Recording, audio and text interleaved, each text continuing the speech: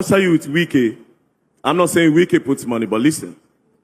We all know Wike is a very stubborn man. Wike doesn't care.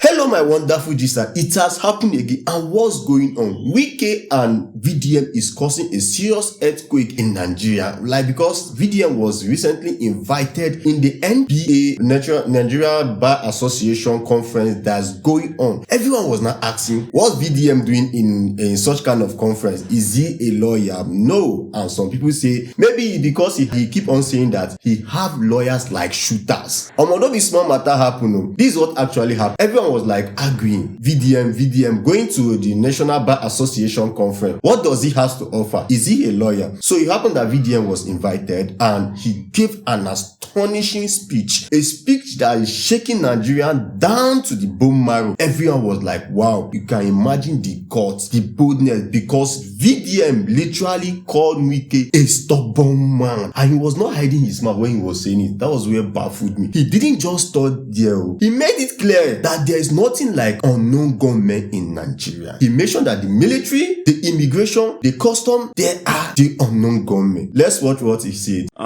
First things first, if I answer your question, there has been a lot of debate as to why I was invited here. Do I have the veto to your question? Please, I will come to the question, don't worry. You have 2 minutes. I will. You will use 1 minute. You have many lawyers defending you against you. I'm part of you. You should be on my side. So there has been a lot of debate as to why VERYDARKMAN is invited. I am not here to teach you the law. I am here to share an experience. I'm pretty sure a lot of you that are debating did not look at the topic. It says known gunmen or unknown gunmen, right? This is not the topic of if I name my Lord, because a lot of your lords are being kidnapped. So this is not if I name, because your lords are being kidnapped. On the 26th of July, a judge was coming from Sokoto, and he was kidnapped in Kenya. And then they released him after 1 week. Do you understand? So if we don't discuss about this topic, and if I don't share my experience, it will not be if I name my Lord. It will be you joining your personal Lord and Savior. So you just have to listen, you know. So I'll share my experience now. Thank you very much. So talking about Yelwata, I was the first respondent there.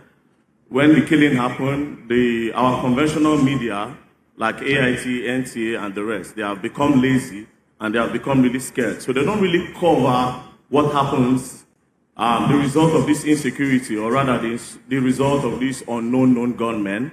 So that is why people like us will go there. And like I said, that is why I'm here. First of all, I was the respondent for Yelwata.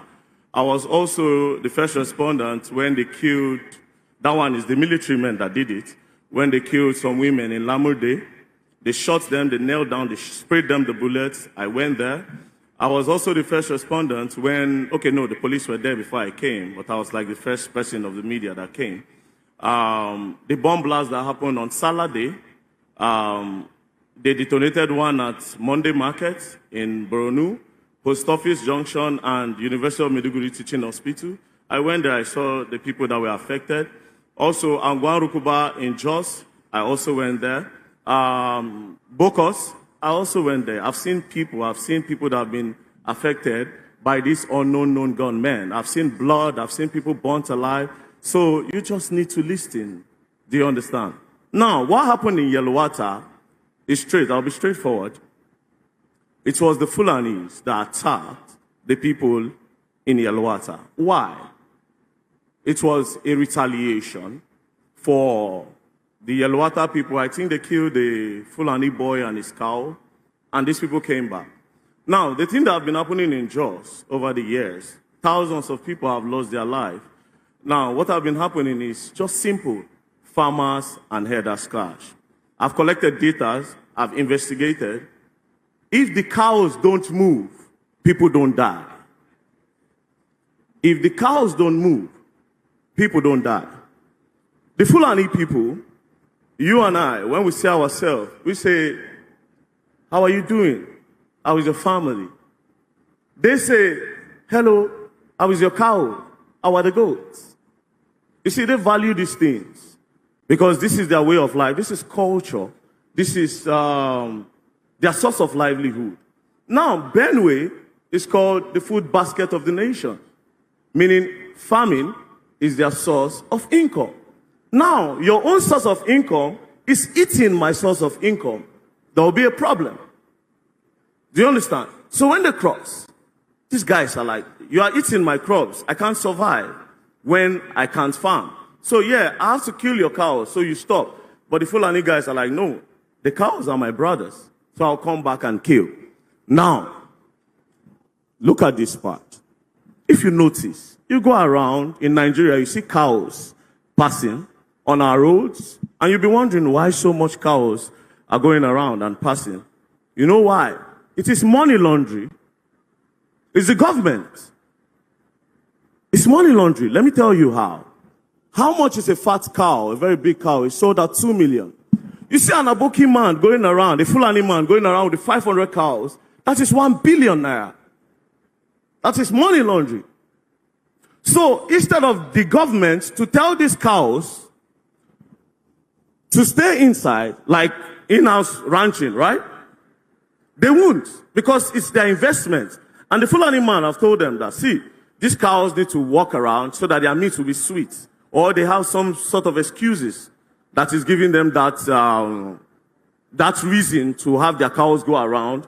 So the government, they invest in these cows to the money that have been stolen, they put it in the cows. 500, you see, 1,000 cows. If 500 cows is giving you 1 billion, or if it's sold at, yes, 1 billion naira, 500, 1,000 is giving you 2 billion. I'm sure a lot of you have never thought about this before. Have you? Exactly. And this is why I'm here. To tell you what it is. Do you understand? So, again, am I saying...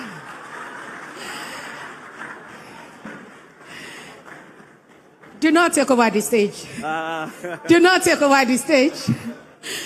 Do not take over. So, you've actually diverted and made some points. I'm coming. I'm still yes. trying to break down this. Yes. So, no, I'm coming. Hold on. I'm in charge. Sorry, hold on.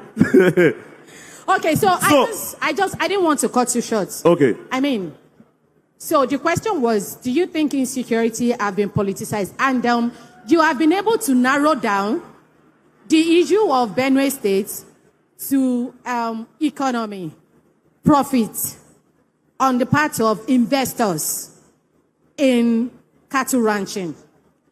And you have said that government puts money. Who is this government that are putting money? Well,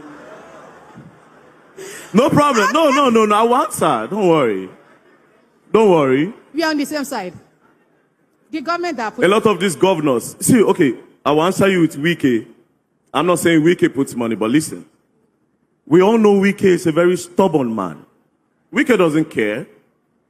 But when they asked Wike about the cows, Wike said, I can't talk about it.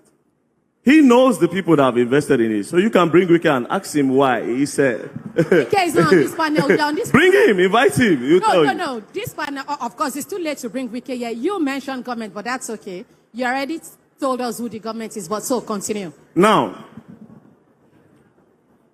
there are no unknown gunmen anywhere. They are the unknown gunmen. The military men are the unknown gunmen. The immigration, the customs, these guys are the unknown gunmen. Nobody else. See, surprisingly, we have a lot of checkpoints in Nigeria.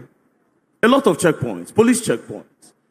When you're traveling from Lagos, you're coming to Abuja, Lokoja Accuses, you have a lot of checkpoints there. But then again, a lot of kidnappings happen along that route. Do you know why? When you pass with your car, you meet a checkpoint. When you meet the checkpoint, the policemen say, wind down, you wind down, open your boot, you open your boot. Believe you me, everybody knows who is rich and who is poor, and everybody knows the people that belong in the middle class.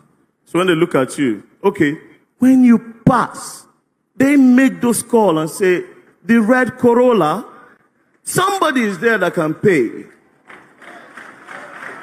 Do you understand? It's not rocket science. It's not. It's not. Okay, so we are still coming back to you. You have a lot to say. I do have a lot to say. Yeah, we are still coming back to you.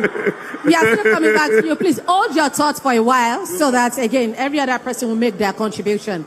I mean, I'm going to take you on the several police checkpoints. No problem. Yeah, because if I take you up now, you are going to... No, just drop it. You are going to take over it's going to be a lot of discussion. Wonderful, wonderful. Like, watching this speech alone, what I keep shouting is wonderful, wonderful. We can literally see the reason why VDM was actually invited, because everyone was like, when the poster came out that VDM will be going for the Nigerian Bar Association conference, everybody was like, VDM, you think this one on social media to come and be chasing this one recovery money? No.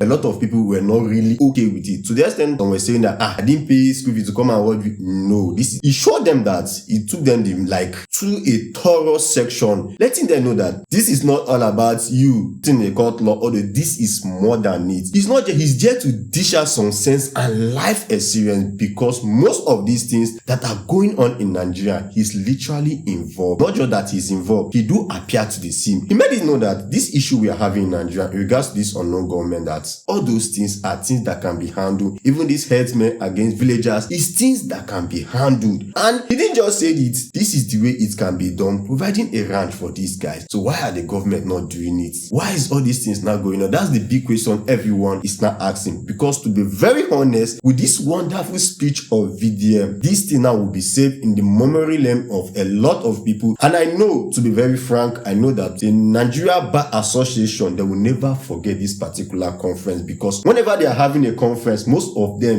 people that are not even aware that so people are having a conference. But this particular one, due to the presence of VDM and the major things he tackled, everyone know that somebody really visited. And who is that person? VDM. So tell me what you think on the comment section in regards to this VDM and the key things he point out in regards to what Nigeria we are actually facing. So tell me what you really think. Drop your opinion on the comment section. And don't forget, my people, to like this video, subscribe to this channel, and importantly, turn on your notification bell so that anytime we drop a wonderful update like this, it will never miss your day. And I still remain your favorite guy, Nobu.